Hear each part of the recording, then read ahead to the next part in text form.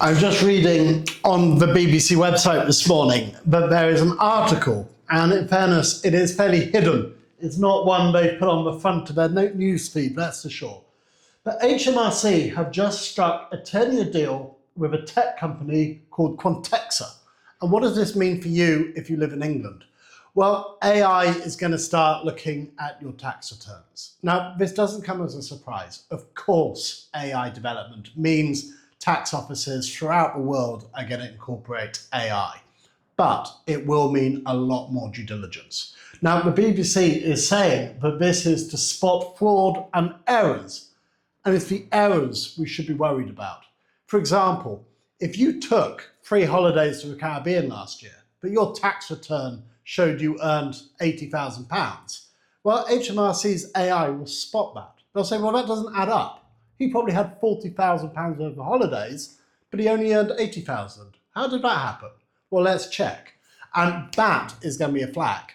Same with shopping. And this happened, if anybody used to have a Nectar point card, this was a court case about 15 years ago that HMRC was buying the point data. They were buying the data and analysing your spend on your Nectar card compared to your tax returns. And there was a court case where 120 people in the north of England actually had to resubmit their tax returns. HMRC agreed that it was a fairly underhand way of doing it, so they were invited to resubmit. But moving forward, anybody doing the same would have been charged. And that is what is now happening with AI. AI is going to be looking at data points, inconsistencies in your tax returns. Now, we're talking about England and HMRC, but this, of course, will be happening all over the world. Uncle Sam in the States will, without doubt, doing the same. But I think England is one of the first countries to formalise it, to actually announce to the press that they've struck a deal with an AI company purely to check inconsistencies with tax records. So let me give you some scenarios. If you are a property investor, you have a few properties, you rent them out to students or long-term rentals, etc. You may submit what you think is fair on your tax return, but AI will decide if you missed anything. AI will analyse everything you're putting on your tax returns and all the other data points it can find to work out if your tax returns are true and fair. And when I say fair, it's going to be on their side. Fair for HMRC, not you. And I can tell you now, if there are any inconsistencies, it's not just a question of paying the difference. It's the fines, the surcharges, the threats. That is where it gets serious. And that is why high net wealth individuals, well, the super wealthy, they're not going to be too worried about this because they put a structure in place.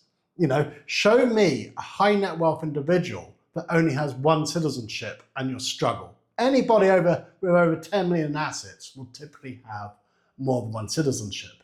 The reason being, they want to diversify their assets. You know, the golden solution, which most our clients strive to have, is houses on different continents, certainly in different countries. You know, wealth, property investments, South Korea, South America, banking in Europe, Switzerland through a structure, you know, US LLC held through a trust. You know, they have structured, they have used multiple citizenships to legally, and I emphasize legally, we're not breaking the law here, structure their assets globally.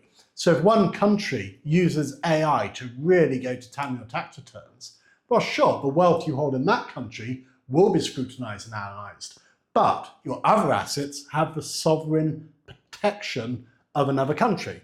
That's much harder for Uncle Sam or HMRC or any of the tax collectors your country may instruct to actually track down and analyse your assets. It is called a plan B. It is structuring your assets globally.